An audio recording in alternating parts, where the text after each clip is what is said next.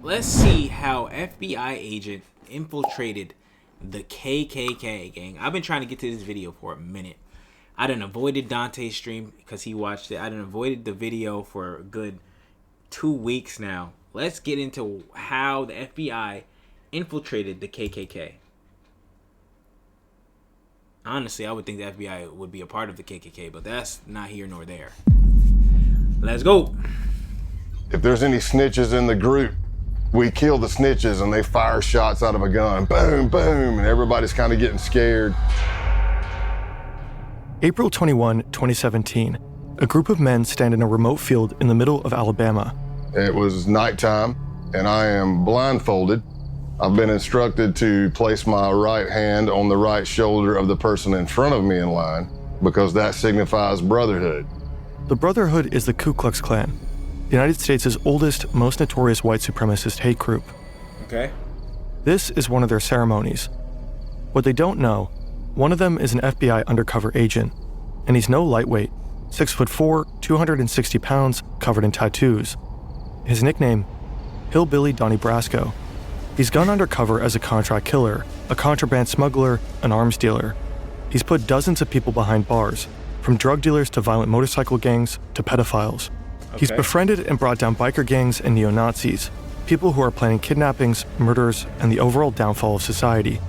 And when he was saying we're going on a camping trip, what he was saying is we're going to kill somebody. And everybody's screaming, death to your, F your Jewish God, death to America. Oh, shit. And then somebody says, if there's any snitches in the group, we kill the snitches and they fire shots out of a gun. Boom, boom. We drove all the way over to his ranch in Tennessee, and he told us everything. This is the story of Scott Payne, the redneck turned FBI agent who infiltrated America's underbelly.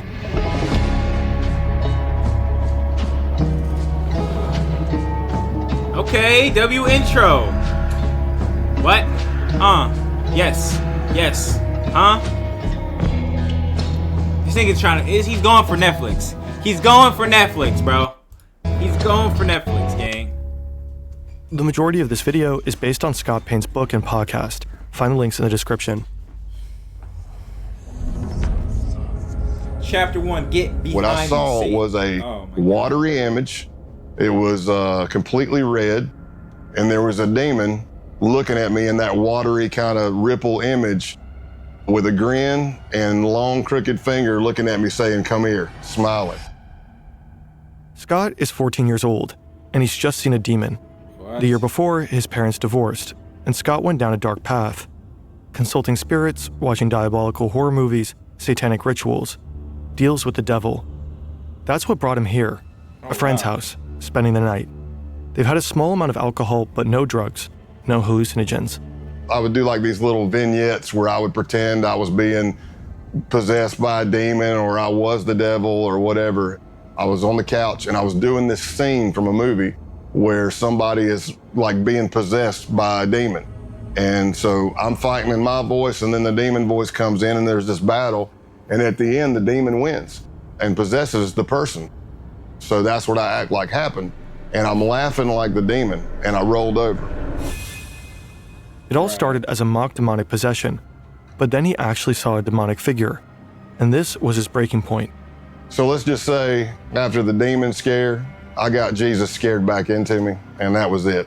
Not that the devil was done with me, but I was done with him. Yeah, congratulations, buddy. What the fuck? Wow.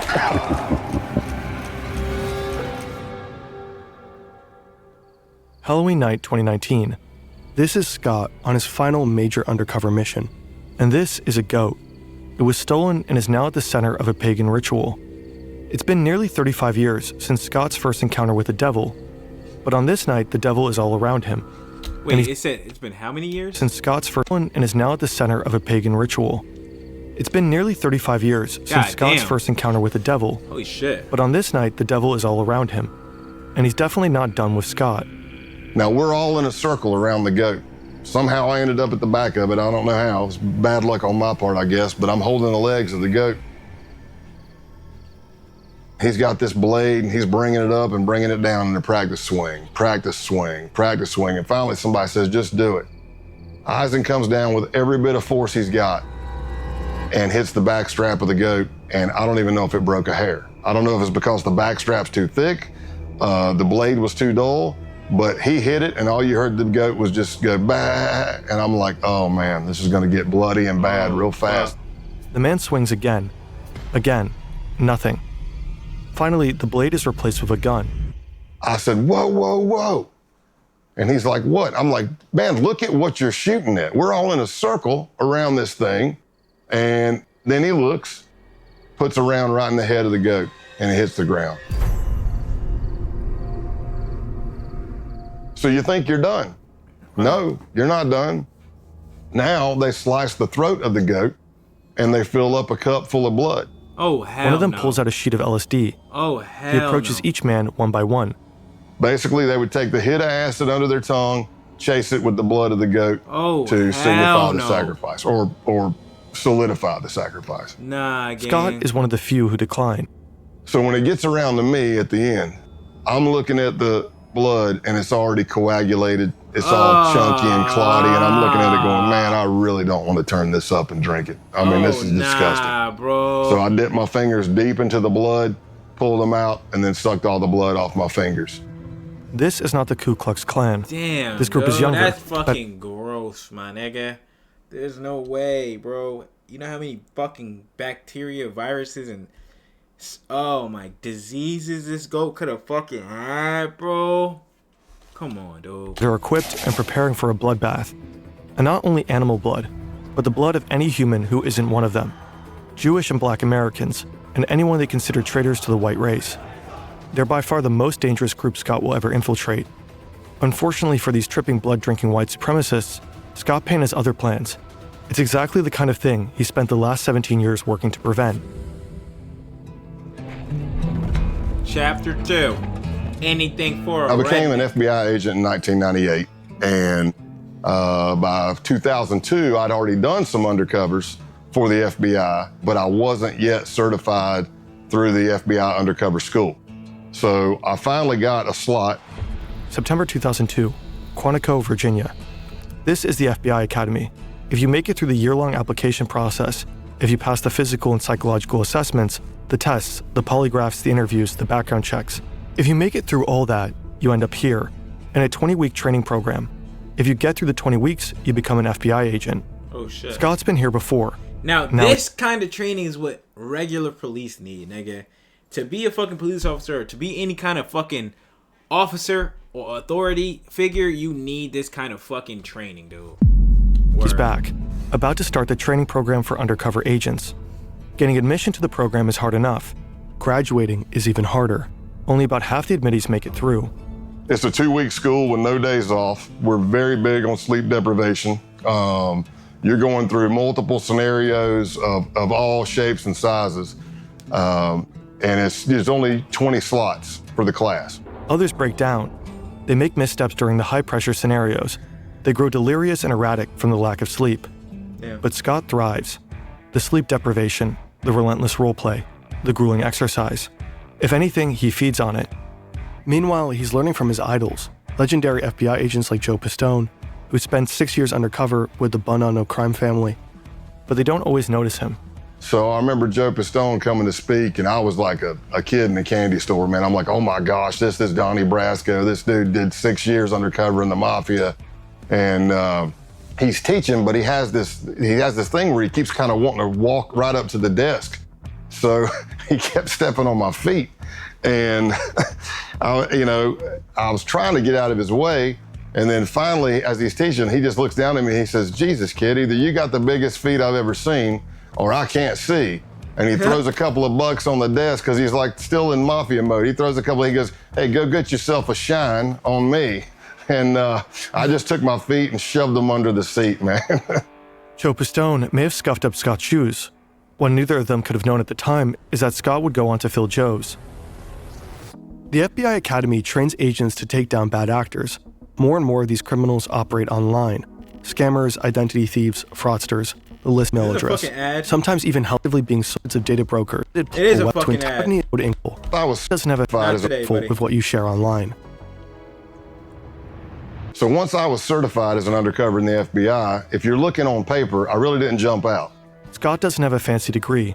He doesn't speak any foreign languages. His nickname is Big Country, for obvious reasons. So he begins to work as an instructor at the school he just graduated from. Unorthodox, but it got him noticed by the right people. I'm role-playing in these scenarios, and people that are there who are senior undercovers are watching because they're trying to recruit for other cases, and that's how my name started getting out there. So after months, there's finally a possible assignment, one that Scott is perfect for. Sure, he's a redneck with almost no foreign language skills, not suitable for many undercovers, but he has something most other agents don't. He doesn't need to pretend to be a hard-living misfit. He is one. He knows he'll feel at home where he's about to go, but he has no idea how close he'll grow to the criminals he's been assigned to infiltrate and how hard it will be to turn on them. People always have their own opinion of what undercover work is. Some people say it's acting, some people say it's lying. Essentially, this is the definition of undercover work. You are building relationships that you're going to betray. Yeah, that's crazy. That's actually kind of crazy. Scott is on a mission. Chapter 3. Operation Roadkill. Scott is on a mission, and his targets, these men, have just arrived.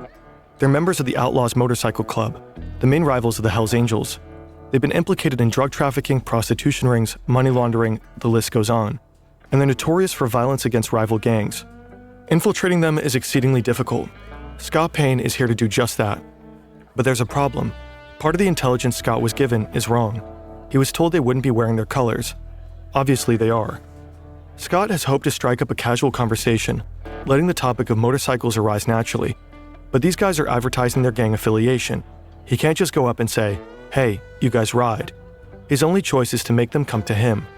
Luckily, another part of the intelligence is right. This guy, road named Spanky, loves to be the center of attention. So Scott steals it. He works the crowd. He tells jokes. He talks loudly.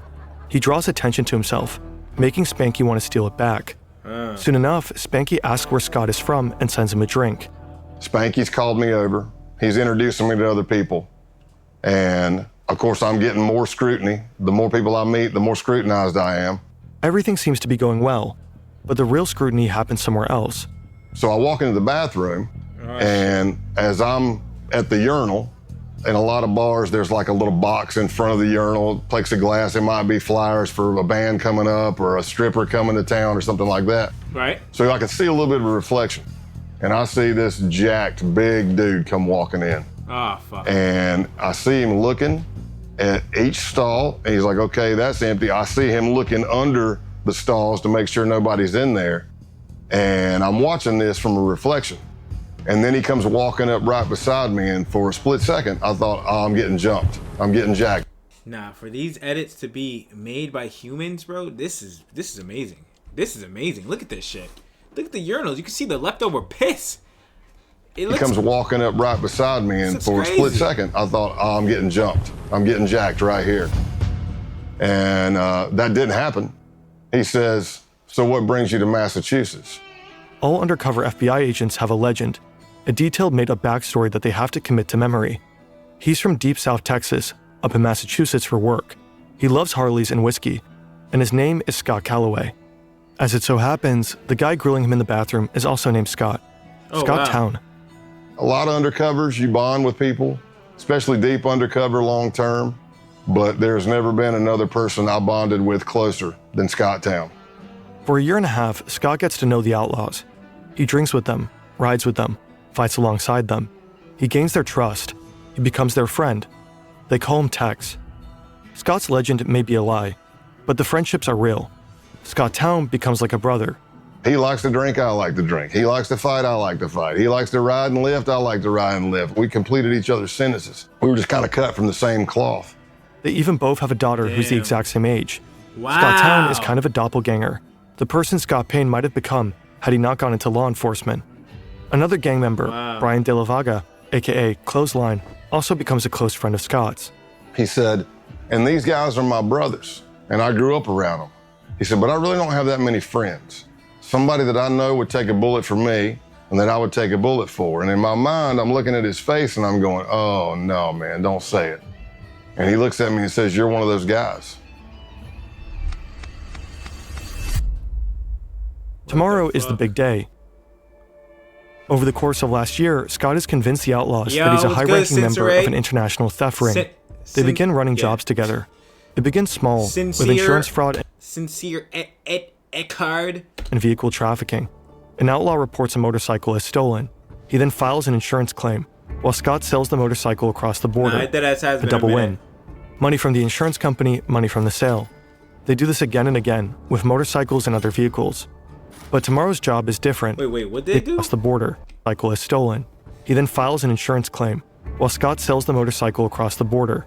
Wow. A double win. Money from the insurance company, money from the sale. Wow. They do this again and again, with motorcycles and other vehicles.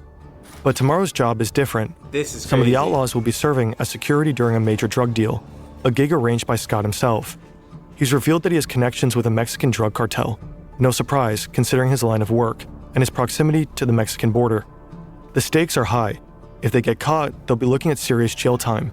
And if something goes wrong during the deal... So my thing is, if an undercover cop does some illegal shit while he's undercover, does he not get arrested? Does he not get any charges, bro? Will start flying. So when Scott is told to meet the outlaws at their clubhouse, he's not surprised. They probably want to go over the plan one last time. Scott arrives. The place is familiar. He's been here countless times. He knows what's behind every door in the building, except one. Clothesline leads him to that very door. Now he realizes that something is wrong. Scott is told to strip. They need to check him for a wire. Fuck. Because of the stress of this happening, I forget my middle name. Oh, I'm having an adrenaline dump. Well, wait, And for anybody who's ever had it, it can be any traumatic. I think I heard this part of the story where he actually had a wire on or some shit. I think this nigga actually had a wire on. But I don't know. Experience, but I'm having auditory exclusion.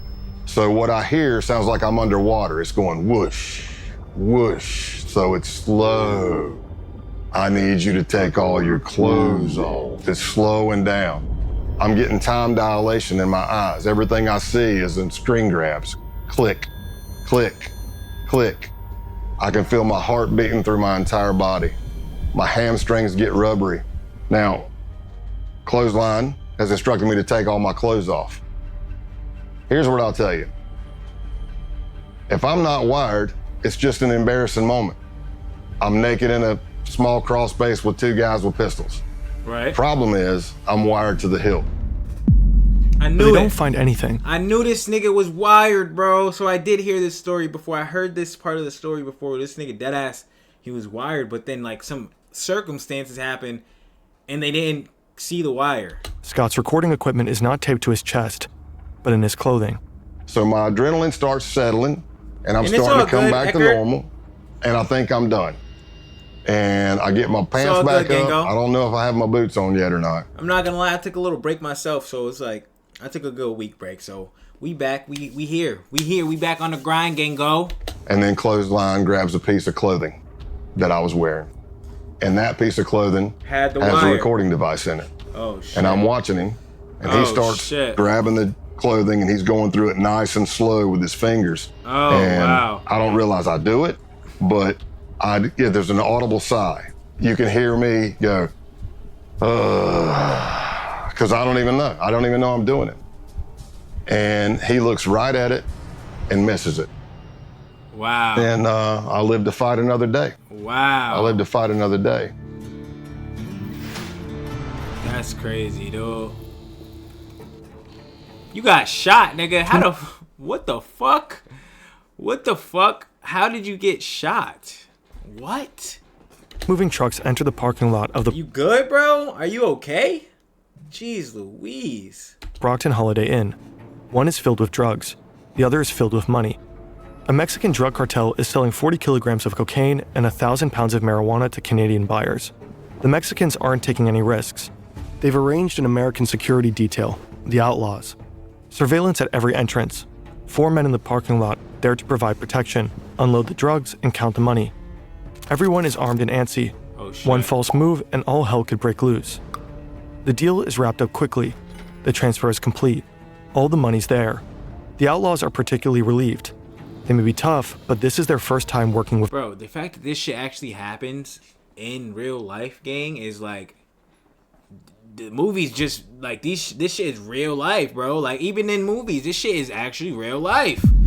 Holy fuck, bro. of a cartel. And you Now- said in the line of duty. Oh my god, bro. Hopefully you good, bro. God damn. Hopefully you are Gucci, because that's nothing to joke around about. They'll get paid $15,000 for their services. Scott counts out the cash. He did it. He successfully tricked them. The cartel? FBI agents. The Canadians? Also FBI agents. 8 months later, a hotel in Nevada. Scott's been laying low, coordinating his undercovers from afar. His outlaw friends think he's going through a divorce.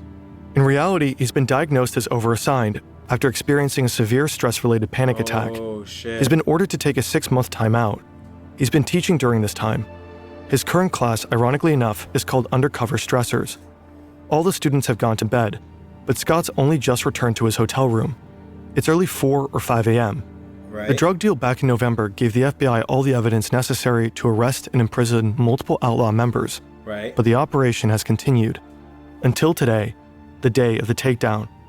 Scott doesn't think he'll hear from any of them again. But then his phone rings. Oh, shit. It's Scott Town, and he's concerned. He's heard some arrests were made, and he wanted his friend to know about it. He says he's going to take a shower and gather more information.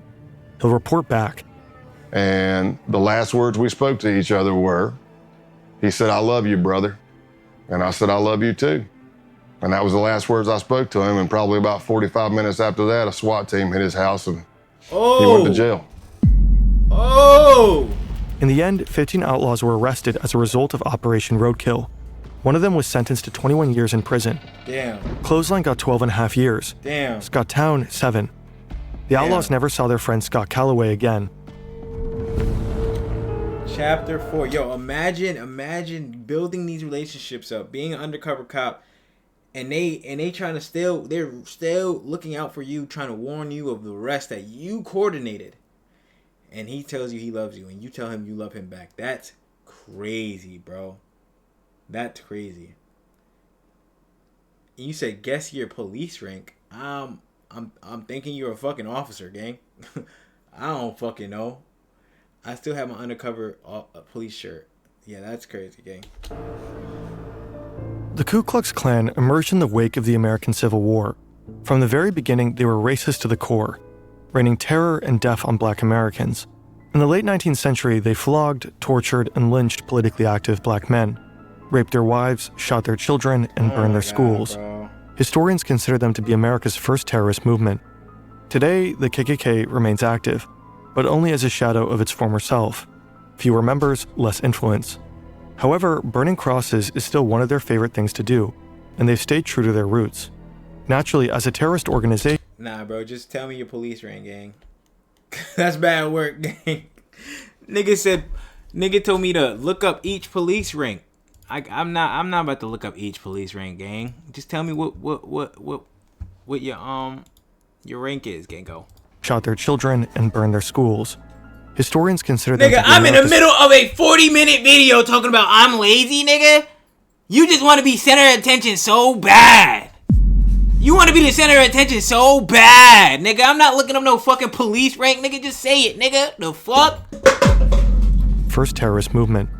Today, the KKK nigga, remains you. active. Fuck you and your line of service, fucking op. You fucking pig. Fuck. But only as a shadow of its former self. Fewer members, less influence. However, burning crosses is still one of their favorite things to do, and they've stayed true to their roots. Naturally, as a terrorist organization, they have to act in secrecy. Nigga, you are not no chief of police. Get your lying ass out of here. On a Twitch stream, talking to a... Come on, get the fuck out of here. You might assume that infiltrating them as an FBI agent is not the easiest feat. So you may ask yourself, how do you contact the United Klans of America? Well, it turns out the group I was looking at had a hotline.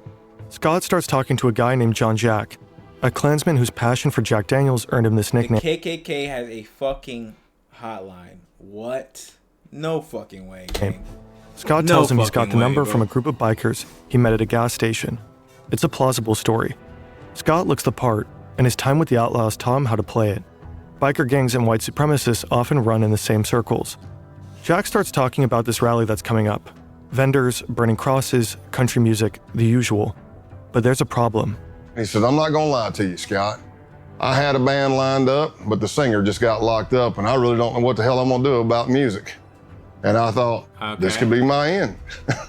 And I said, did I happen to mention that I'm a musician and a singer? I said, well, I'll tell you what I'll do. I'll bring my acoustic and my PA system. When I get there, you can come meet me by the car. I'll strum a couple of tunes for you if you think I suck. And he's like, oh, hell, this is gonna be great. It's gonna be great. Scott doesn't know that he just signed up for something far more sinister.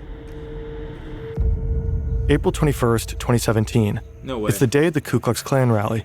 I got lost multiple times until I finally drove up on this empty, I don't know, lot fenced in the middle of nowhere, but it wasn't hard to spot because the Nighthawks, of course I have Discord.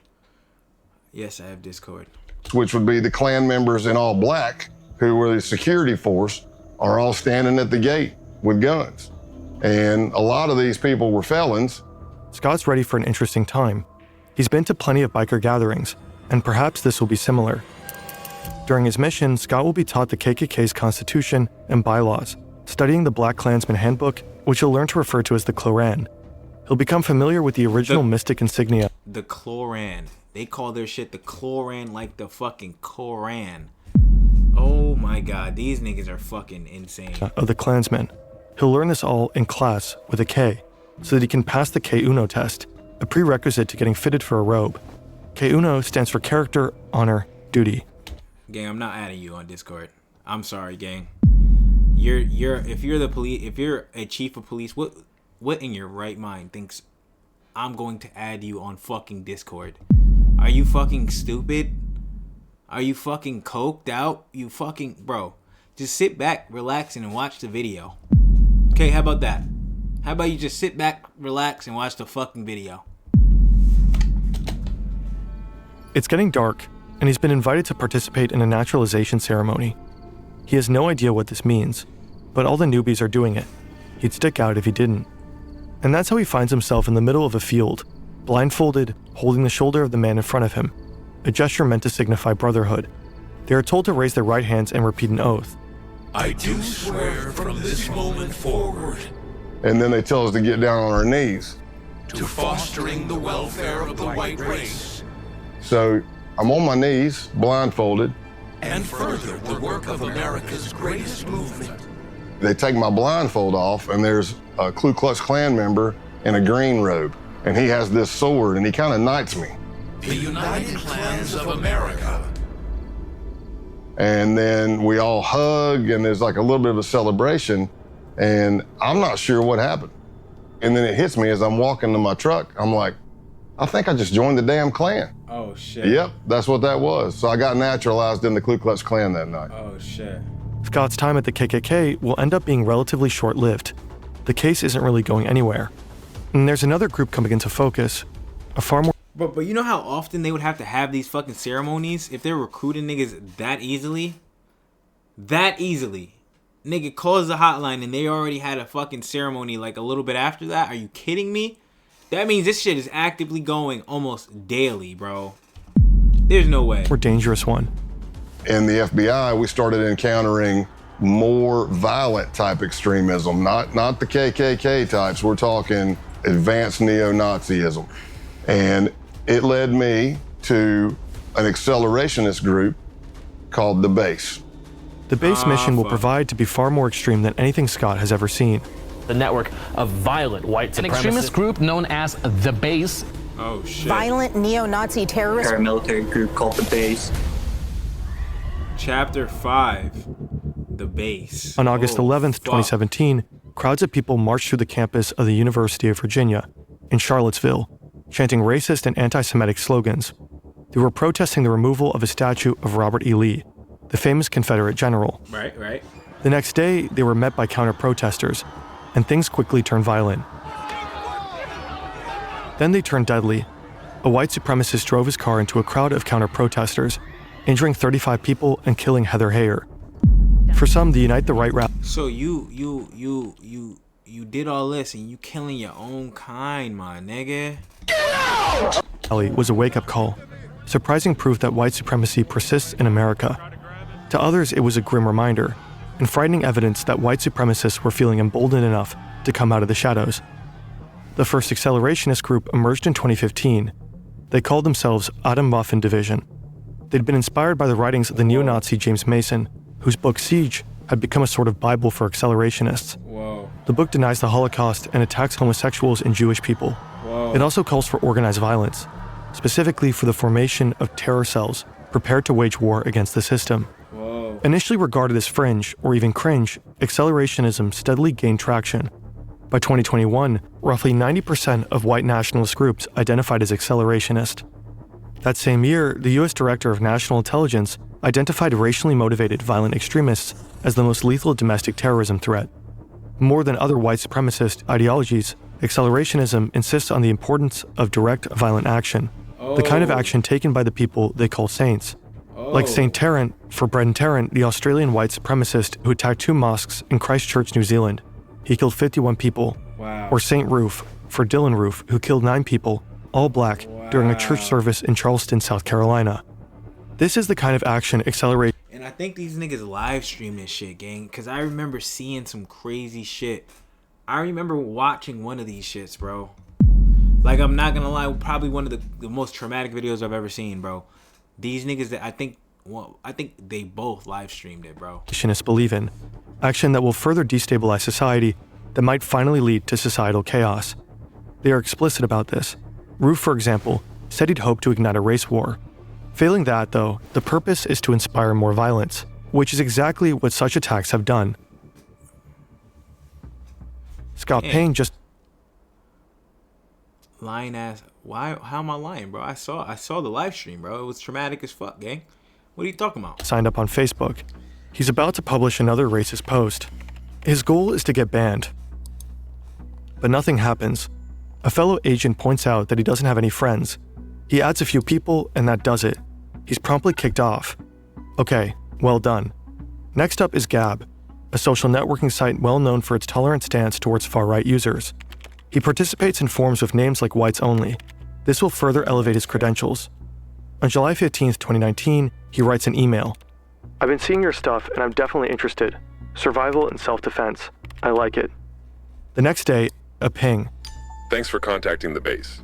You can learn more about us on our... Gang, he said the videos or the shootings were in like 2017, bro. Almost 8 years ago. What the fuck are you mean? What do you mean show proof? Our official Gab account at the base. If you're interested in joining, please provide the following info to begin the vetting process. The base is a white supremacist neo-Nazi group. They were just founded a year ago, and they are accelerationists through and through. Their plan entails assassinations, sabotage, and acts of terrorism. Their targets are black people, Jewish people, and anyone they consider traitors to the white race. They want to do guerrilla warfare tactics, so it's murdering people and disappearing. It's poisoning a water system, taking down a power grid, derailing the train, anything that causes chaos. Wow. The idea is that after the collapse, the group's cells scattered across the world will form white ethno-states led by white supremacists. This event, total societal collapse, has a special name, the Boogaloo. The Boogaloo. Now, Scott is trying to join them. They ask for his name, White Warrior 88, and his age, 44. Scott Payne is actually 48, but he knows most base members are between 18 and 25. He wants to seem as young as possible. Sex, race, location, military experience, fitness level, special training, and organization affiliations. Here, his past undercover experiences pay off. He mentions the Klan and biker gangs. So here I am, approximately for a week or more, I'm emailing back and forth to somebody with a Proton email account. And they're asking me all kinds of questions about my ethnicity, what I can bring to the table, what is my history. And I laid out a story that I was a old biker, shocker, and a former skinhead from South Carolina. Right. As Scott would find out later, the owner of that email account was none other than the founder of the base himself. Oh shit. Online, he's known as Norman Spear and Roman Wolf. He's been on the public's radar since 2018, but his true identity is unknown. That is, unless you're in the FBI. Ronaldo Nazaro is 45, American, born in New Jersey. Okay. He'd worked as a contractor in Iraq for the Department of Justice. Now he's in Russia, but it's 2019. You can organize... So this nigga worked for the U.S. government, bro.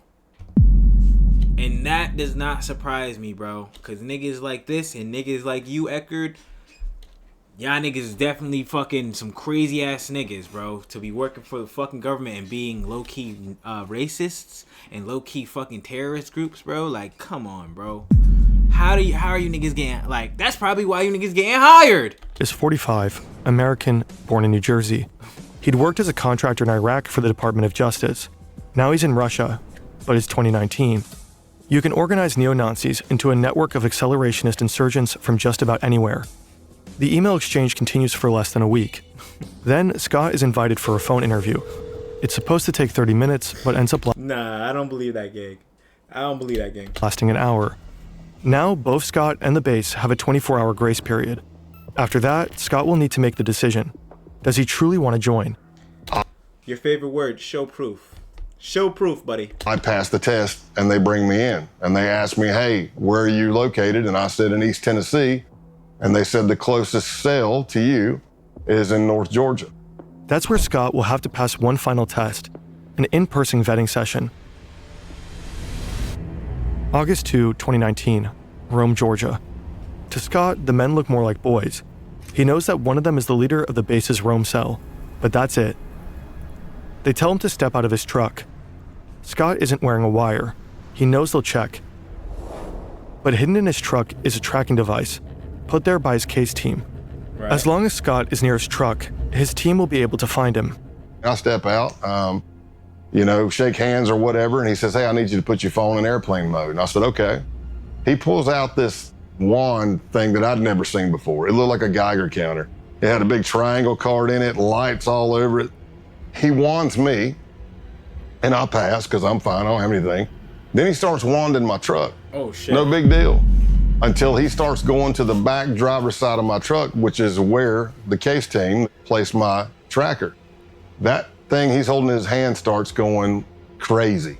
The closer he gets to the back of the truck, it starts beeping, beeping, beeping, beeping, beeping, beeping. I see colors going on it. I'm like, oh no, man, it's picking up the tracker. Scott braces for a fight. He's alone.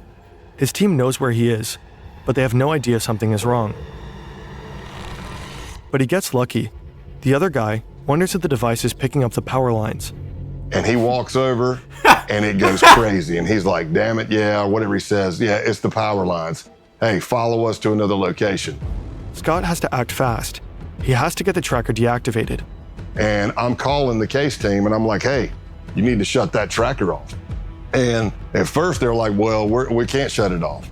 And I'm like, you have to shut it off. And they're like, well, if we shut it off, we're not sure. What if we can't get it back on and we lose you? I said, here's what I'm telling you. Whatever they have is picking up the tracker.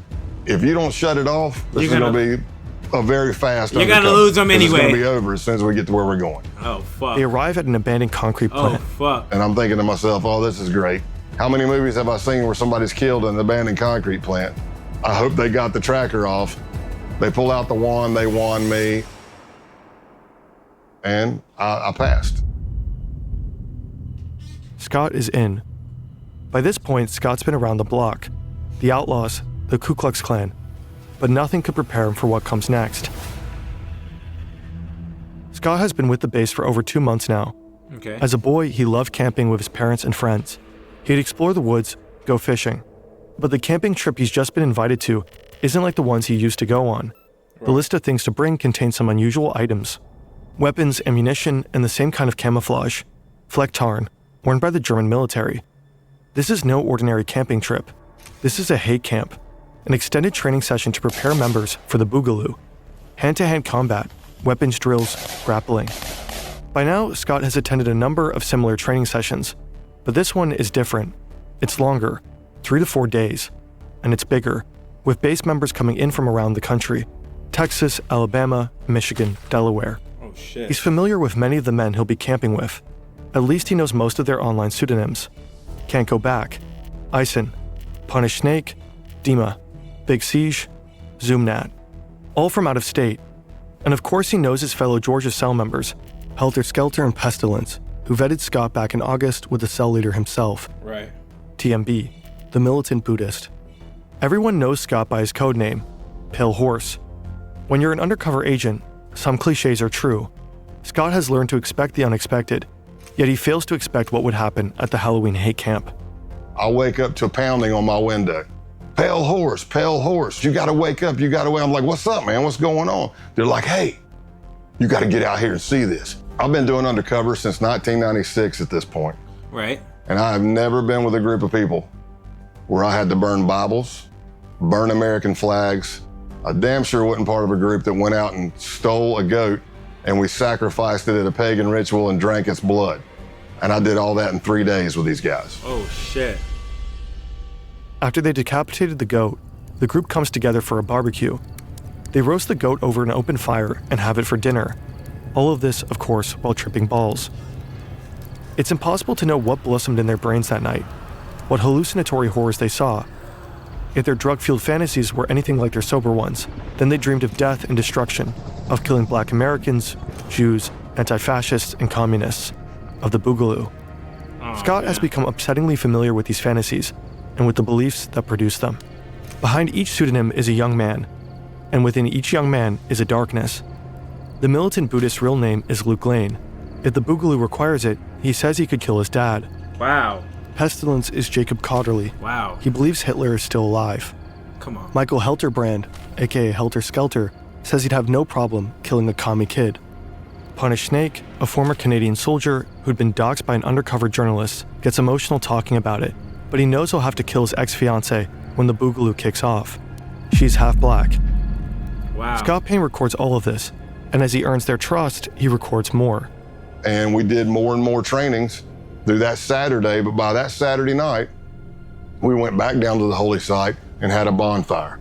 And that's where the American flags were burned. That's where holy Bibles were set on fire. Wow. And everybody's screaming, death to your, F your Jewish God, death to America. And when that training camp ended, that's when I advanced even more in them trusting me. And that's when TMB and Pestilence started bringing me in on murder plots that they had. Yo. It's more than 2 months later, and God, Scott is bro. back at TMB's farm, the 100-acre property where the Halloween hate camp took place. For the last few weeks, TMB has been talking about another camping trip, but he's been cagey. Bro, this just makes me scared to, like, what if you're on a trip, bro? I remember I went on a cabin trip recently, and we were behind, like, these, like, white people's houses. We were in the middle of, like, the Catskill Mountains, but the cabin itself was located directly behind, like, these two big-ass houses. Not even big-ass houses, but they're, like, they were kind of big. The houses were big as hell, but they had mad white people. You could tell you're in a white neighborhood. And then on top of that, they had, every time we would leave, we would see white people on the porches. Bro, this makes me think, like, what if they were a part of some shit like this? Like, what if they had rituals like this right around that area? And my black ass is just behind there, just fucking having a good old time getting drunk with my girlfriend in one of their cabins, bro. Oh, nah, gang. He doesn't want to share information via chat. Scott has convinced him to meet. He wants details. It turns out the camping trip isn't a camping trip. It's a hit job. TMB creates a separate chat room called the camping trip. And when he was saying we're going on a camping trip, what he was saying is we're going to kill somebody. Right. Their target is an active Antifa couple in the Georgia area. It was going to be me, TMB, Pestilence, and Helter Skelter. And we were all going to make entry into the house. TMB wanted me to go with him to kill everybody, while Helter Skelter would be covering out the window to make sure no cops were coming and stuff like that, or help. And then Pestilence was going to set the house on fire. But in the planning of everything, at one point, Helter Skelter says, hey, if you don't mind, I'd like to pop my cherry on this one. That confused me because it means something completely different to me. And I'm like, what do you mean? What? And he said, I would like to actually put a bullet in somebody's head as well. Gang, these niggas After are crazy. casing the house, they begin the next phase of the murder plot, planning. It was pretty extensive. Like, you go to a camping site, we leave everything digital, everything phones, everything there. We go scrub ourselves at a pay-by-the-hour motel. We tape our pants to our shoes, our gloves to our shirts, Vaseline on eyebrows and facial hair. See, this is all to avoid leaving DNA for law enforcement. At one point, TMB had done research, and he said that he read that the first time somebody kills somebody, they lose control of their bowels. So he was suggesting that we all wear adult diapers. I didn't tell him that I'd killed somebody before, but I told him I think I'm okay. I don't need any diapers. I was just as shocked when I got brought in on this murder plot as most people were. But while this is going on, the Baltimore cell, which is Can't Go Back and Eisen and Punish Snake, are planning to go to this Second Amendment gun rights rally in Virginia that they thought was going to be the kickoff of the Boogaloo and the D-Day, the race war. Their idea was they knew you're going to have a bunch of Second Amendment people there, militias, 3%ers. You're going to have cops. You're going to have protesters. What if you pop a couple of rounds into that crowd? Nobody know who's shooting at who, and everybody starts shooting each other. That could be the set-off. Scott and his team know they have to stop him, and there's no time to lose. Pure fucking stupidity, gang. What the fuck? What? People are really this insane, dude? Like, this can't be fucking real. Firearms rally is on January 20th, 2020, just a few months away. They jump into action. The next weeks are a flurry of activity, meeting, coordinating, and planning. Finally, the day of the bust arrives. It's a Wednesday, and I'm in Rome, Georgia. I pick up Luke, who's TMB, to go to lunch. And we pull out, and as I'm driving down the road, I knew what my ruse was gonna be. I was gonna say something was wrong with the truck, but sure as you know what, the truck made some loud sound I've never heard. I didn't hit anything. Something just went, and I was like, did you hear that? He's like, yeah, and I go, man, if my brake calipers are frozen again, I'm gonna be, because that did happen. So I took a left out of his neighborhood, pre-planned by the SWAT team, and I pull up tight to a fence. And as I go, hey, I'm gonna get out and check the truck. So I'm walking around the back of the truck, another vehicle pulls up. He doesn't know who they are. I know who they are. They're part of the case team. And the guy says, hey man, you need any help with that? And I look up and I'm like, oh my gosh, I can't believe it's you. What are you doing in Rome, Georgia? He goes, what are you doing here? I'm like, man, I haven't seen you. And as I'm doing that, there's the distraction. Here comes a Bearcat with a SWAT team over the hill, barreling down the hill. Oh shit. But Luke's looking at me, not at the car coming. And when that thing is coming, I jump in the back of the agent's truck and I'm like, go, go, go. And you could hear the SWAT team giving commands. And luckily, the arrest went down without an incident. Oh, shit. The next morning, SWAT teams arrested Eisen, Can't Go Back, and Punish Snake. Essentially, we kind of tore down the base. Luke Lane, aka TMB, was sentenced to 6 years in prison. Jacob Cotterly, Pestilence, got 13. William Bilbro, Eisen, 5. Patrick Matthews, Punish Snake, and Brian Lemley, Can't Go Back, 9 years. According to a recent Guardian article, the base is enjoying a resurgence. Its founder, Ronaldo Nazzaro, continues to live in St. Petersburg. Scott retired in June 2021. How the fuck did they not get the fucking leader after knowing all this information? How do you not arrest the fucking leader? Like what? At his retirement ceremony, attended by friends, family, colleagues, and top FBI brass, June 30th was named Scott Payne Day. W. Scott Payne, yeah man, W mans, he's for the cause, he's for the people, gang. But like, my thing is, with all this information out and the leader one not taken down, so that means the base is still going and the KKK is still relevant. Is his life in danger now? Like, is his life in danger? Because what the fuck? Can't they just come after him, dude? You just showed his whole house.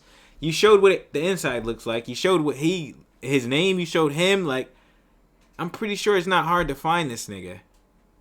Oh no, our animations are made by humans. It's absolutely beautiful. The dad lord gonna go crazy. Nah, facts. Imagine telling your kids all this information, bro. I would think my father is like Superman. Okay, how in the fuck do they give weed dealers 20 years in prison, but if you try and plot and coordinate multiple murders and terrorism, you only get 9 years max? Let's talk about it. Let's really fucking talk about it, gang. Man is a hero, but with the sentence of the criminals being so short, I would be afraid to have my identity out there if I was him. Exactly what the fuck I said. With the sentences being so short, how do you know that this nigga's life is not in danger, bro? You have a video out on him that already got 7.9 million views, gang. And I'm pretty sure at least one person out of this 7.9 million people they're part of the KKK or part of or know about the group or a part of the group that he just took down, gang. Like, there's no way, bro. No fucking way, dude. You know the production is going to be off the charts when they hit you with the 2:35:1 aspect ratio. Okay, that must be some real editing language right there. But W fucking video, gang. W video. I fuck with FERN, bro. I always fuck with FERN's videos, gang.